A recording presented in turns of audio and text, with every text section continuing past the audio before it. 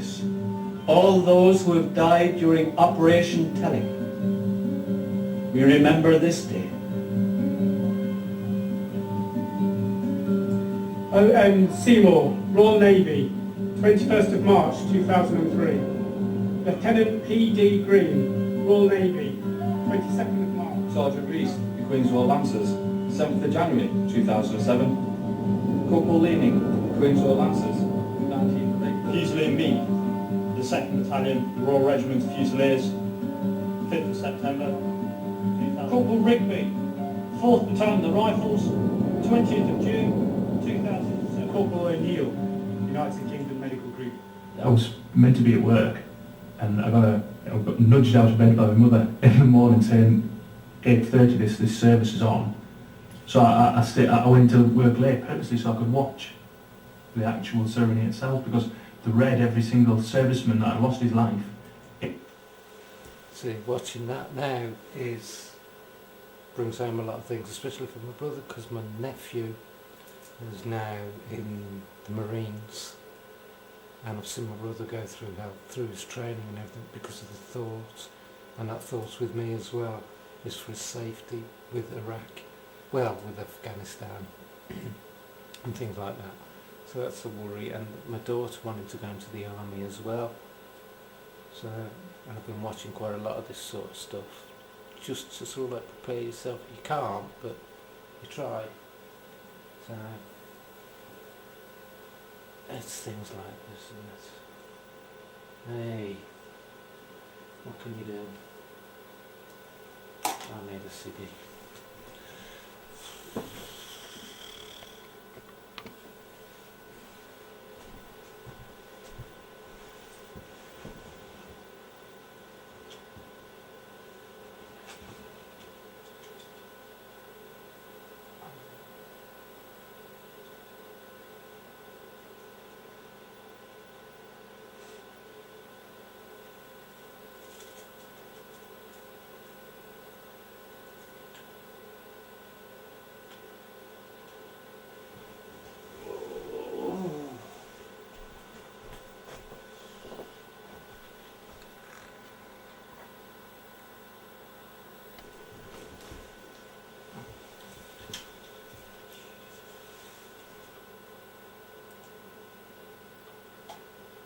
In Iraq, or her life as well, they read the names out one by one.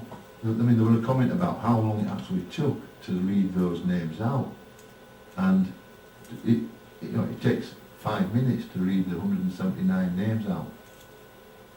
Have you heard that the war is finished in Iraq now? Has it? Yeah. Has it? How do you know? Well, all the British soldiers are coming home. So if my dad made it all through there, we'd be back.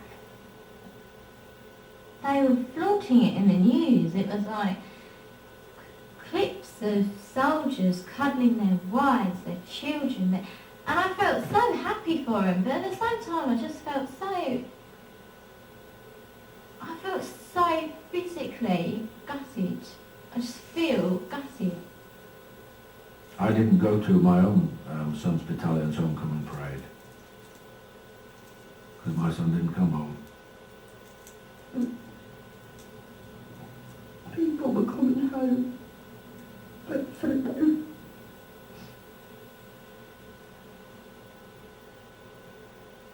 I didn't want to be Mr. 2% at that parade. Mr. 2%? Yeah, 2% of families that, parents that, their sons didn't come back. Nobody has come up to me and said, oh, I hear they're out of Iraq, I hear the war's, been disbanded, what's your feelings? I haven't had one person come up and ask me that yet. It'd be nice if they did. If someone was to say, what do you feel now it's been disbanded in Iraq? What are your feelings? What are you feeling? Okay is the word, I suppose. Borderline okay.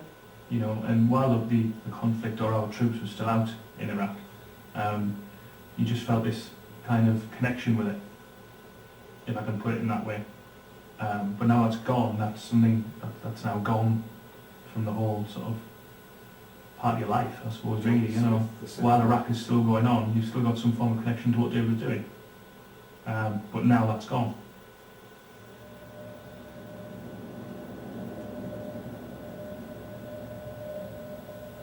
What's his name? The person who done Iraq. Oh yeah, it was, what's his name? Tony Blair, was it? Tony Blair. Yeah. Made Edgar. What do you think about that? Cameron. I probably really like Tony Blair either. I wanted to go up to him and whack him with a stick. I think there's a lot of people that would love to go up and whack him I with a stick, would. darling. I think Blair probably thought in the back of his mind, apart from wanting to, go along with Bush, that would be a nice thing on my CV. Yeah, As a I had an Prime argument with Minister, somebody war. over that. I feel like And standing I'm on the going, roof of my we should office be in there, and we should be screaming in there, there's no exactly how nuclear I weapons, feel and I about turn that around to man. them and I says, and they weren't And listening. then I I feel says, like it's standing on his regime head in the change. room and the books stop rising. And even that would be too good for him. I don't hate the bloke. I don't class him as a clueless buffoon. I really don't think he was some warmonger hell-bent on taking the path that he took. I think he took some brave decisions, and I think he knew full well what his lot would be. But he acted in the way that he thought at the time was correct. We used to go in loads of marches around the place because of him. What do you mean? Well, we used to march around the place yelling no more Tony Blair. I would hate to be that person who had to sit there and make that choice. I think he had a decision to make, and it was really difficult. Yeah, but it was a crock of shit because all they were after was regime change. They wrapped it up. Well, I think we're overstepping the mark there. Caring is too strong a word. I wouldn't say I care for Tony Blair. I've got no problems with Tony Blair. He can walk in there now and I won't have a problem with him. I like to chat with him and ask him a few questions. What would you ask me? I'd ask him if he thinks about the 179 that were killed in Iraq. And I'd like to ask him how he dealt with hearing the news when every single one of them was killed. And I'd look at his reactions and see if he was telling me the truth or not. I can't blame a person Of course you can. because I don't know who he was or her. I don't know whether it was a man or a woman. People. So I blame the government, Tony Blair and Mr Bush, for sending my son there to be killed. Blame. Let's play the blame game. Pick anyone you want from that scenario. We'll blame them. Great. He was at fault, she was at fault, they were at fault. They can bring the son back. What purpose does that serve? What does that enable? Where's the gain from the blame? I can't blame everybody in the world for what happened to Philip, but I can try through his loss to try and highlight the things that might have saved him. Mm-hmm.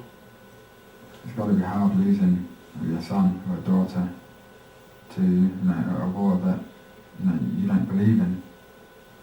But the fact is, I know I told my mum and dad, if I died out there, if you ever went to Parliament, Gordon Brown, and said why we're fighting now, I'd haunt them. No matter how angry you get, no matter who you blame, no matter what you've used, no matter how you try and manage that anger or energy. This applies to me. Yeah. That child will never come back, ever. And you're a mess from that day forward. I'm not what I was. That's why some people will channel their anger in that direction, this direction or the other. There's 360 degrees in the circle. You can go off in a lot of ways. I'm angry because the troops are coming up. That is absolutely brilliant. That nobody will ever have to go from Iraq. Will ever have to go through what we've gone through.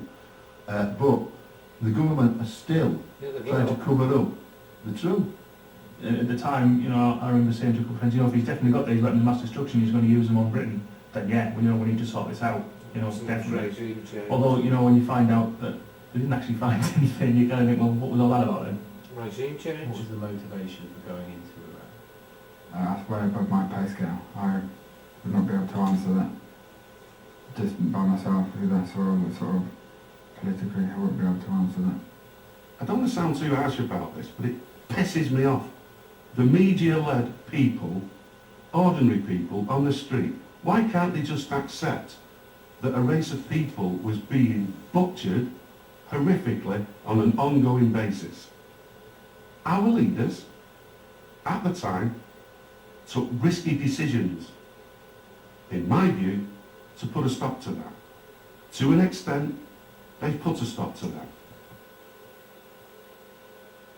And the thing with that is, I met a guy when I was at Newcastle University, and he was from Iraq, and he told me what was going on over there, and that I think his brother was beheaded, and I think somebody else had their hands chopped off, and it was like Stalinist Russia. You couldn't say anything, you couldn't do anything. And I think that's sort of like agreed with it, but at the same time you got to think they should have done it properly. They should have said they were going in for regime change. That's my view. That's really countenance, isn't it? The matter. You're madder than a hatter that's mad. Yes, that's me. I'm as crazy as a monkey and swinging from the tree. I'm madder than a hatter that's mad. 'Cause baby, that's me. Oh yeah. Oh yeah.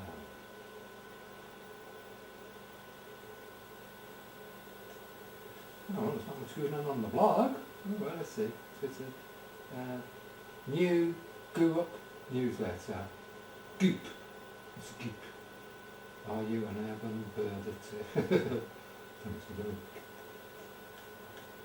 Such is life, the docu-log. Oh, I really stopped life in a day. I say that, fantastic. And the end of that life in a day was brilliant. That made me cry. Because I felt exactly like she did. And that's why I wanted to do something, but life goes on. Oh, let's go back to the page. You spend your life doing this and getting fucking absolutely and utterly nowhere.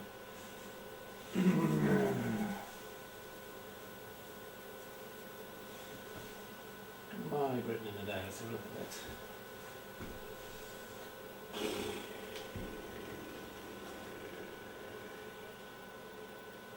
There you go.